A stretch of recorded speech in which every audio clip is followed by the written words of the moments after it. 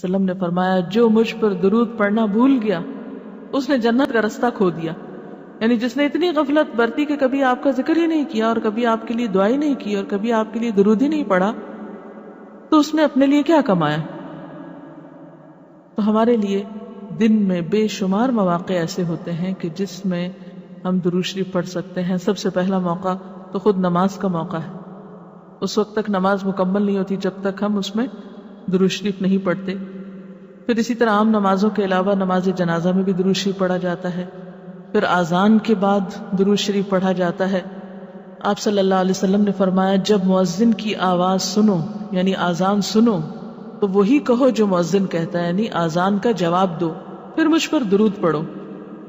یعنی اذان کا جواب دینے کے بعد جب اذان ختم ہو جائے تو کیا کرنا چاہیے؟ نبی صلی اللہ علیہ وسلم پر درود بھیجنا چاہیے, کیونکہ مجھ پر درود پڑھنے والے پر اللہ تعالیٰ 10 رحمتیں نازل فرماتا ہے. اس کے بعد میرے لیے اللہ سے وسیلہ مانگو جو جنت میں ایک مقام ہے جو جنتیوں میں سے صرف کسی ایک ہی کو ملے گا, اور مجھے امید ہے کہ وہ جنتی میں ہی ہوں گا. یعنی آپ صلی اللہ علیہ وسلم ہی کے لیے وہ مقام ہے.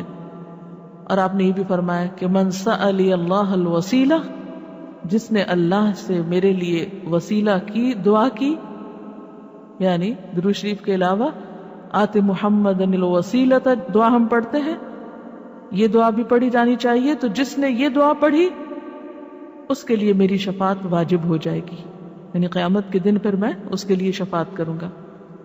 نمازوں کے علاوہ خاص مواقع کے علاوہ دن میں جب بھی آپ چاہیں درود شریف پڑھ سکتے ہیں, لیکن عام دنوں کے علاوہ جمعے کے دن خصوصی طور پر درود شریف پڑھنے کی تاکید ہے, کیونکہ آپ نے اس کا خود حکم دیا. آپ صلی اللہ علیہ وسلم نے فرمایا جمعہ کے روز کثرت سے مجھ پر درود پڑھا کرو.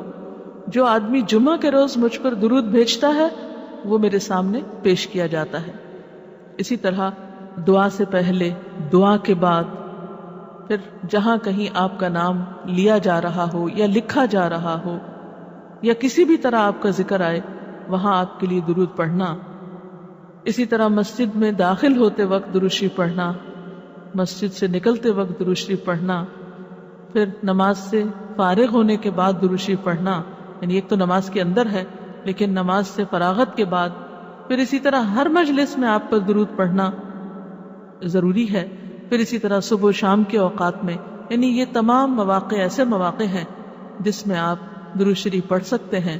اور موقع کوئی ہو یا نہ ہو, دن یا رات کی گھڑیوں میں سے جس گھڑی میں آپ چاہیں, جب چاہیں, چلتے پھرتے کام کاج کرتے, آپ اللہ کے رسول صلی اللہ علیہ وسلم کو یاد کر سکتے ہیں, آپ کے لیے درود اور سلام پڑھ سکتے ہیں. اللہ تعالی ہمیں ان لوگوں میں شامل کرے جو کثرت سے آپ پر درود بھیجتے ہیں. وضو کی شرط نماز اور طواف کے لیے, یہ 2 کام وضو کے بغیر نہیں ہو سکتے. یعنی اگر کوئی وضو کے بغیر نماز پڑھے گا تو اس کی نماز نہیں ہوگی, یعنی نماز قبول نہیں ہوگی. اسی طرح خانہ کعبہ کا طواف کرنے کے لیے وضو شرط ہے.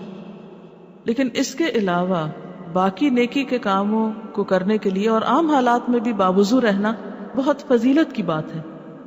لیکن مثلاً اگر آپ قرآن پاک پڑھ رہے ہیں اور آپ کا وضو نہیں ہے تو وہ وضو کا نہ ہونا تلاوت میں خلل انداز نہیں ہوگا. یہ نہیں کہ آپ کی تلاوت قبول نہیں ہوگی, آپ کو جو بھی سورت یاد ہے آپ پڑھ سکتے ہیں. اسی طرح اگر قرآن پاک بغیر وضو کے آپ اپنی زبان سے پڑھ سکتے ہیں تو درود شریف بھی پڑھ سکتے ہیں, اس میں کوئی شرط نہیں ہے. لیکن ظاہر ہے کہ باوضو پڑھنے میں اور بغیر وضو پڑھنے میں فرق تو ہے. باوضو درود شریف پڑھنا زیادہ بہتر ہے, پسندیدہ ہے بنسبت بغیر وضو کے.